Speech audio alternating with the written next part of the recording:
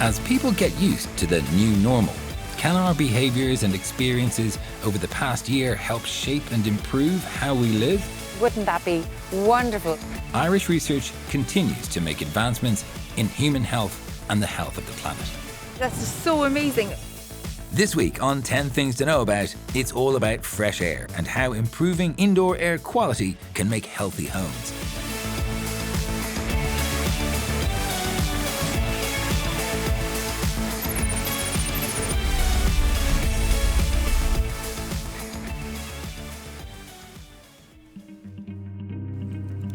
There's no place like home. It's where we raise families and create fond memories. With the growing population, more houses are being built every year. And as we focus more on eco-friendly buildings, they become healthier and safer havens for us too. Since the beginning of the COVID pandemic, we've been spending a lot more time in our homes. And as a result, we've become acutely aware of the negative effects of poor indoor air quality. Brian, how's it going? I'm meeting Brian McIntyre to learn more about ventilation systems in Irish homes. The whole purpose of ventilation is to keep good indoor air quality in your house. It stops the build-up of moisture in your house and it stops the build-up of indoor air pollutants. And those things like in your house, like carbon monoxide, carbon dioxide, formaldehydes, that kind of thing. And those things affect your respiratory health. How has ventilation evolved from literally having a hole in your wall? The holes in the walls really kind of came in 1991 with the first building regulations for the required ventilation. It sort of evolved over the years to trickle vents in windows to keep that ventilation going. And in the last maybe 5-10 years, mechanical ventilation systems have become more prevalent. And how that operates is you've got a fan in the attic, and that's drawing the air out of, say, your bathrooms, your kitchen, your wet rooms, essentially. And how it does that, when you're extracting the air, it's pulling air in through the inlet vents throughout the rest of the house. You have this constant flow of fresher air in the house. It sounds sort of counterintuitive, right? Because what you want is an airtight house, but you're looking for ventilation. Can you explain how that works? There are two sides of the same coin. Airtightness is basically reducing the amount of uncontrolled heat loss from the house. For energy efficiency purposes, we want to minimize the amount of heat you're losing or that you've no control over. But the other side of that then is you want to make sure you have adequate ventilation then for air quality purposes. So there's a saying in the industry, build tight, ventilate right. If you take an average detached house built maybe 2010 to the building regulations and the level of air tightness that would be required, if you aggregated all those gaps and cracks in the structure, you'd have a hole in the wall essentially that's bigger than a microwave. It's quite stark when you think of all these little gaps that you can't see. Yeah. That's a lot of air coming in, a lot of heat loss. So we want to minimize that or reduce that level of heat loss and then make the house really airtight for energy efficiency purposes, but ventilate to make sure you've good indoor air quality as well.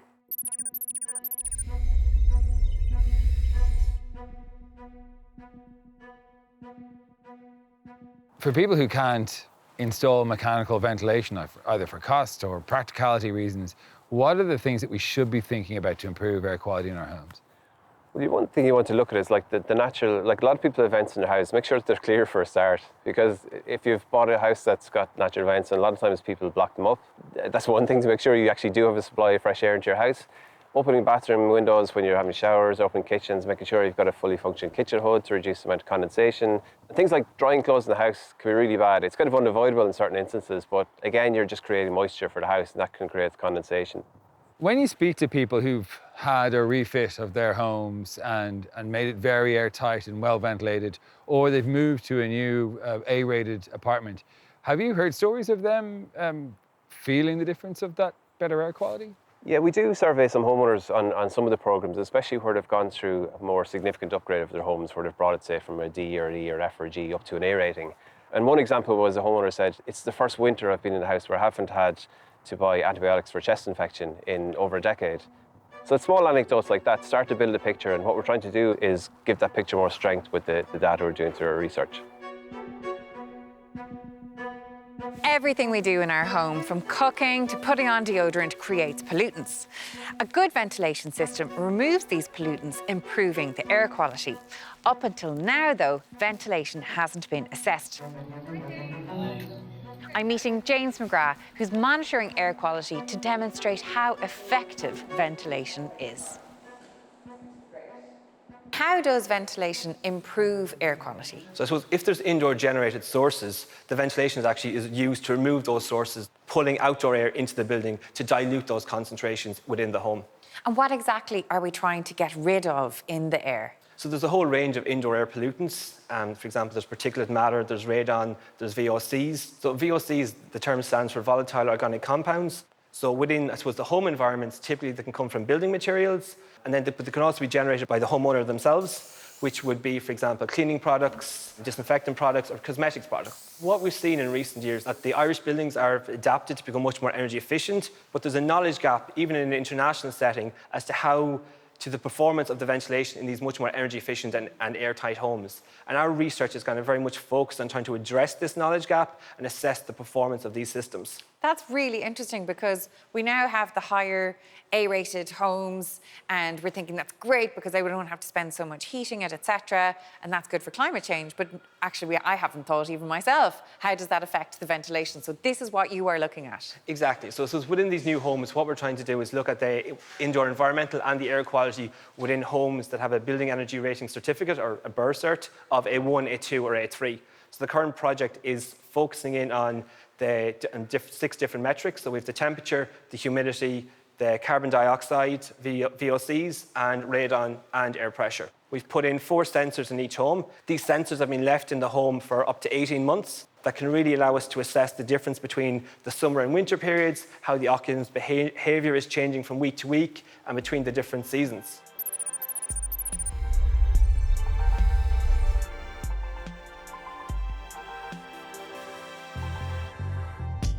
James has taken me to visit Michael Madden, whose house was monitored as part of the project. When our second child, Emmett, was born, we were renting a house, and that house had a major mold problem, which only became apparent around the time he was born. Off the back of that, we suspect he developed asthma. He's the only one of our 3 kids that has asthma. So we were very, very conscious of the importance of good indoor air quality in a home. And what was involved in being a participant in the project?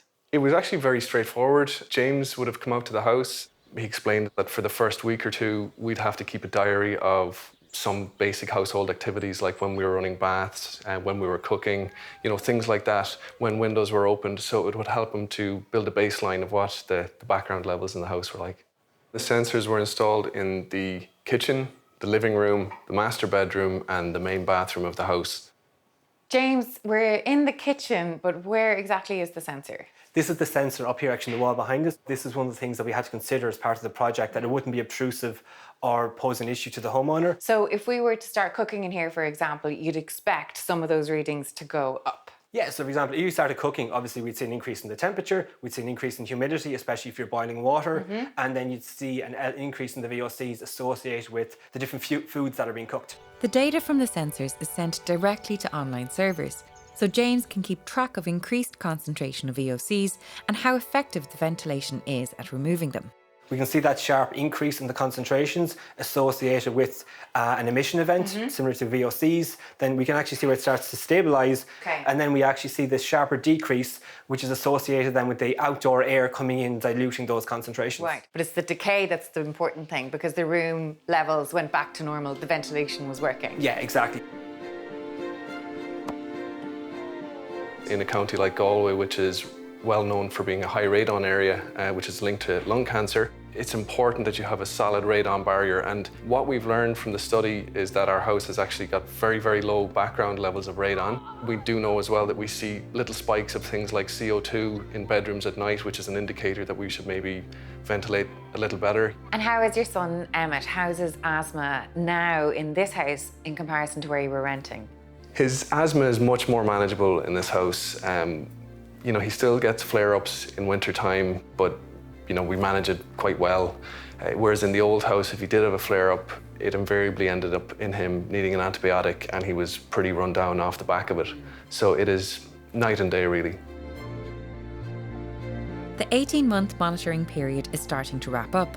The preliminary data indicates that proper ventilation maintains suitable humidity and temperature levels, reducing the risk of mold growth. James is also seeing early results on radon levels. In newly constructed buildings, the radon levels are actually are lower by comparison to the previous assessments of the national average. This obviously is a good indication that both the ventilation is effective, but also the radon mitigation, so the radon barrier and the radon sumps are effective at reducing the infiltration of radon into the building. The next stage of our research is we have a multidisciplinary project that's looking at trying to combine the energy performance, the indoor air quality, and the thermal comfort properties of the building. And will you just be focusing on homes? It's looking at some homes, but it's also kind of branching out into schools and office environments. The main data is we're hoping to supply supporting evidence to policy. The policy then will be based off real-time data from a range of homes that are actually typical in Ireland, so we won't need to base our policies off behaviours and outdoor pollutants or radon values from other countries which aren't representative of our climate.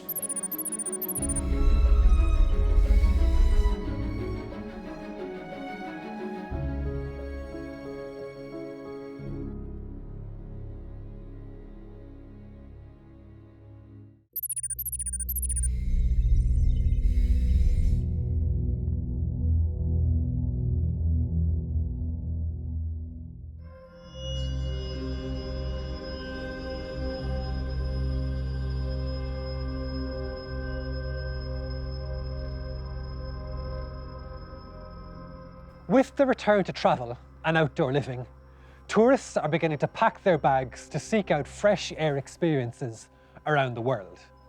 But there's one ancient outdoor spot where the air is less fresh but more toxic that has recently been demystified by modern science.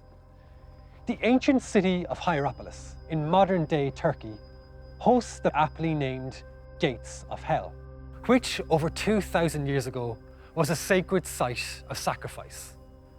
At the gates, a stone doorway led to a small cave-like grotto dedicated to the god Pluto, into which eunuch priests would lead healthy bulls.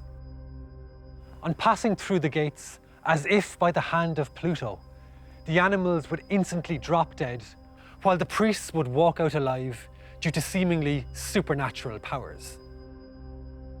But what once passed for a miracle has, in fact, a simple geological explanation. Discovered just a few years ago, a fissure was found to run deep beneath the region, emitting large amounts of volcanic carbon dioxide. And being heavier than oxygen, the carbon dioxide gathers at the base of the shrine at dangerously high levels, exactly at the level of the bull's nose.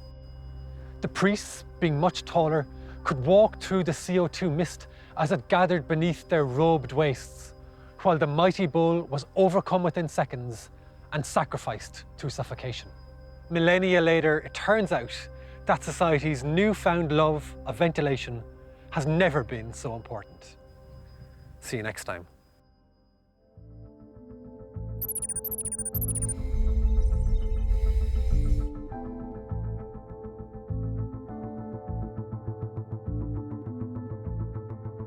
Thousands of chemicals are released into the natural environment through industrial activity or the everyday products that we use.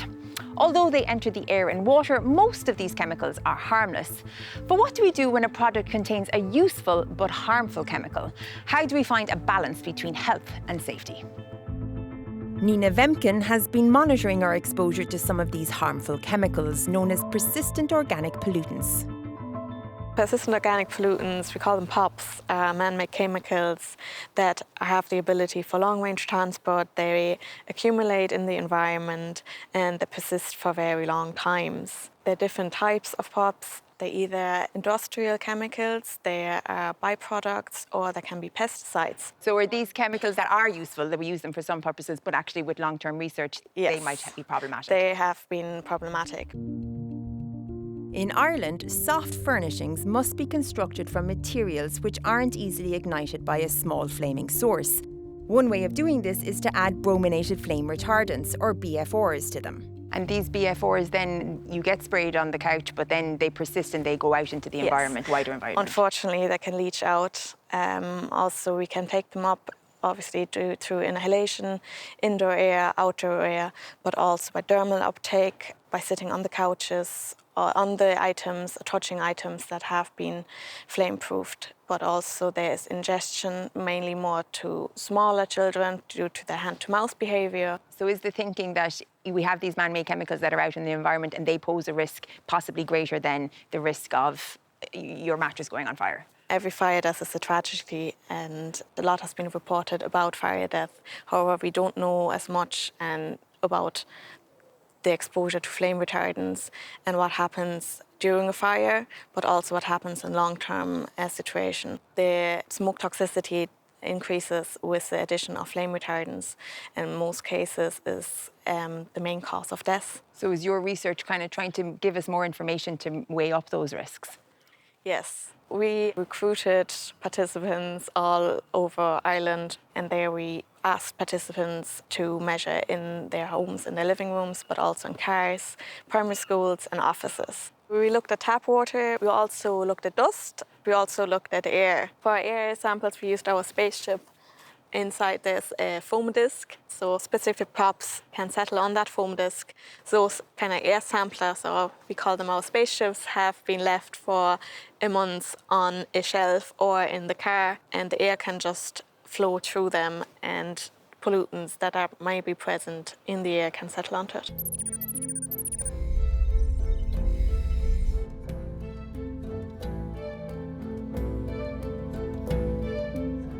This is the first kind of the study in Ireland, so we could only compare it to international similar studies of this type. We can see the decline in certain flame retardants, where we can see legislation, the ban on those pollutants has been working or is working. We can't turn the time back and reduce the harm we already caused. That's done, but to learn out of it in the future, be more stringent with chemicals coming onto the market, that more research has to be done to prove they are safe for the environment, but also for human health.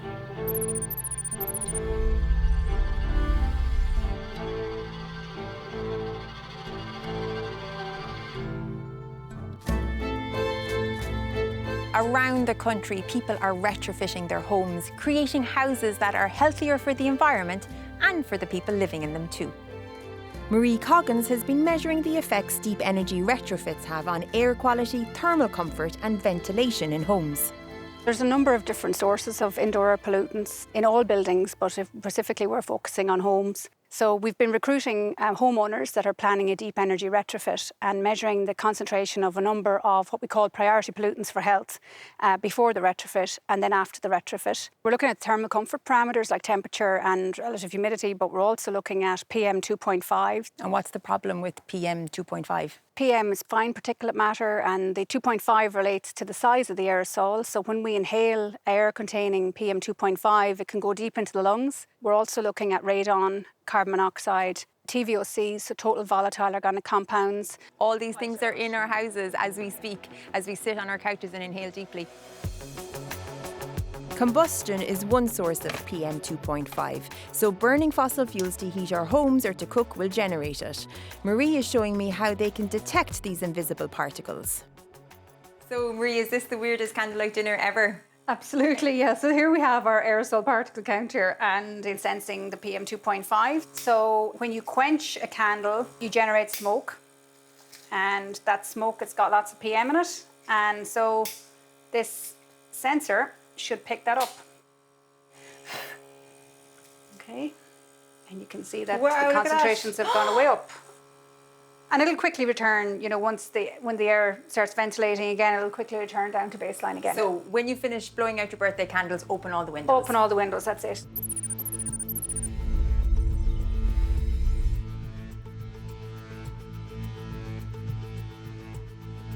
Up on 1,000 different chemical pollutants have been detected indoors, and this number continues to increase as we introduce more chemicals onto the market.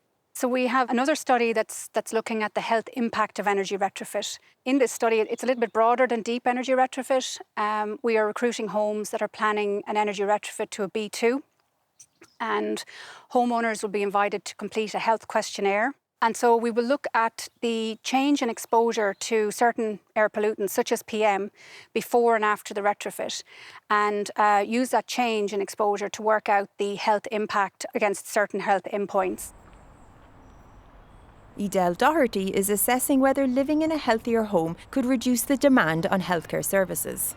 What the evidence suggests is that a lot of climate change initiatives also have health benefit. If we stop burning coal, if we stop burning turf, for example, that'll improve air quality. Less is known in the context of indoor air pollution, you know, what impact that has on our health, you know, and living on what we would call unhealthy houses. Because most people, you know, we spend about 90% of our time indoors now. We're kind of a great indoor nation. So in terms of what we're doing in the Haven project is really to try and understand, you know, how much do people use healthcare services more if they live in an unhealthy home? And if you change that environment, does that lead to a reduction in healthcare use, which would save money? And similarly, if people have to take days off work because they're sick or because their children are sick or suffering from asthma, for example, then what impact could that have on the economy? We have to collect data before the energy retrofit takes place. And that's simply us doing a survey. Then these homes go through an energy retrofit, they're upgraded. And then afterwards, we basically collect the same information again. And so what that allows us to understand then is obviously changes in behaviour over time. So if there's less, say, air pollution in my home, does that have an impact then on my use of healthcare services? Mike O'Rourke, whose home was built in 2005, noticed a big difference after undergoing a deep energy retrofit. It wasn't the worst of houses. It was about a D rating. So on paper, its energy rating is a D. In reality, it was still quite a drafty house. It was a very drafty house. We were trying to heat the main living area with the wood-burning stove, which meant everybody's kind of confined to that space. The kids, if they wanted to play Xbox, were in the freezing cold room. Whereas now the whole house is consistently warm and comfortable. So you kind of got a bigger house out of it as well? Yeah, it certainly feels like we have a lot more usable space in the house. Have you noticed an improvement yourself in the year? Yeah, I suppose before we did the retrofit, even in the middle of the winter, if you had a shower and the bathroom steams up, you open the window and you let a blast of cold air in, you know, those days are gone. We don't have to do that anymore. We can stay warm when we step out of the shower. It's estimated that 1 in 3 children are living in unhealthy homes across Europe, and that's defined as a home that has poor indoor quality, low ventilation rates, and has condensation, mould and damp issues. The retrofit wave that's moving across Europe offers a real opportunity for thousands of homes to improve indoor air.